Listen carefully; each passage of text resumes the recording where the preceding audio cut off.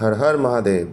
আমি অমিত, একজন part time bike taxi driver, full time hotelier. আজকে সকালটা একটু বেলা করেই শুরু হয়েছিল, কারণ আজকে মেয়ে স্কুল ছুটি ছিল। ছুটি দেওয়ার কারণটা অদ্ভুত, থাকার কারণটা নিয়ে আলোচনা করে লাভ নেই। সত্যি কথা বলতে ঘুম থেকে উঠতে ইচ্ছা করছিল না। কাল রাত্রে অনেক দেরি হয়েছিল রেস্টুরেন্ট থেকে আসতে, তাই ঘুম আর ভাঙছিল না। ফ্রেশ ট্রেশ হয়ে দেখি মা আর মেয়ে মিলে আলমারি গোছাচ্ছে নবনীতাই, কিন্তু মেয়ে ঠিক করছে বড় হয়ে কোন শাড়িগুলো পরবে এখন থেকে। সেই শাড়িগুলো আবার সেপারেট করে রাখছে।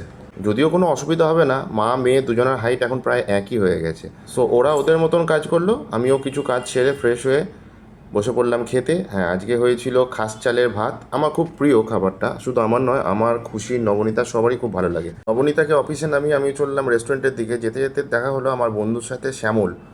হাই শ্যামল, খুব ভালো ছেলে, খুব ভালো বন্ধু আমার। ও আমার মতন পার্ট টাইম বাইক ট্যাক্সি চালায়, প্লাস খাদিমে পার্মানেন্ট জব করে। রেস্টুরেন্টে কিছু মালপত্র নেওয়ার দরকার ছিল, তাই বিক্রমের দোকানে চলে এলাম, পুলিশ লাইন বাজারে। নিয়ে নিলাম ফ্রেশ ফ্রেশ সবজি, আর ডিমও শেষ হয়ে গেছিলো, তাই বিক্রমকে অর্ডার দেওয়া ছিল ডিমও নিয়ে নিলাম। সব কিছু নিয়ে চলে গেলাম রেস্টুরেন্টে। 7 spices, the multi cuisine restaurant, my second home বলার পিছনে একটা বড় কারণও আছে। দিনে যদি 24 ঘন্টা হয়, সেখানে 14 থেকে 15 ঘন্টা আমরা একসাথে কাজ করি। চলে গেলাম lovely place of my life. দরজাটা খুলে কিচেনের ভেতর ঢুকতেই একটা মনে আলাদা রকমের শান্তি এলো। এই ফিলিংসটা হয়তো বলে বোঝাতে পারবো না। রেডি করতে আরম্ভ করলাম স্টাফের ব্রেকফাস্ট। আমি বাড়ি থেকে খেয়ে আসি ঠিকই, কিন্তু যারা স্টাফ রুমে থাকে তাদের জন্য আমাদের প্রতিদিনই ব্রেকফাস্টে কিছু না কিছু সবজি রেডি হয়। ভগবান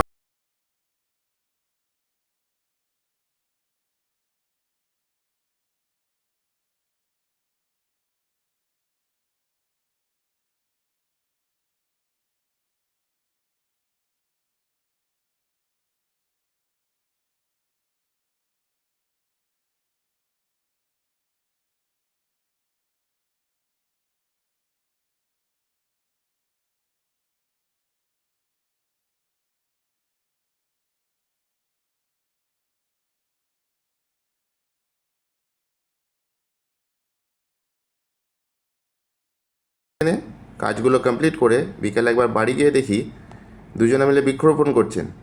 মা বাবা দুজনা গাছ খুবই ভালোবাসে।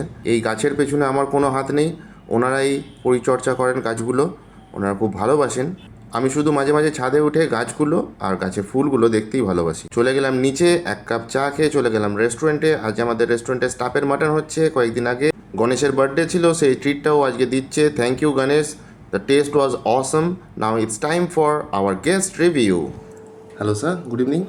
জাস্ট এটাই জানা ছিল আমাদের ফুড, আমাদের অ্যাম্বিয়েন্স আপনার কেমন লাগলো যদি একটু শেয়ার করতেন। The food overall was very great. The servers were very neat to serve us the food, and apart from that, the chicken was tender, and overall the taste was really nice. Thank you sir, Thank please you. Do come again, good night. সবাই মিলে বসে পড়লাম dinner করতে।